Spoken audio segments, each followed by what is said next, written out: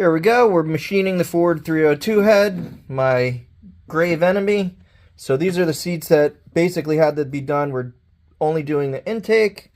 Let me get this one set up. I'll show you us cutting that. So you can see this was cut for the seat. That's cut for the seat.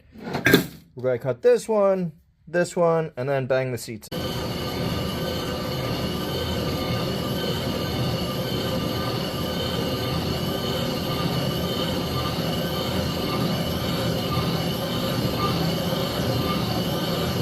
Here we go. So now all of the exhaust seats are cut.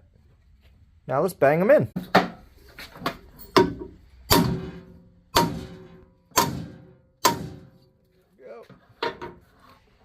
That is it.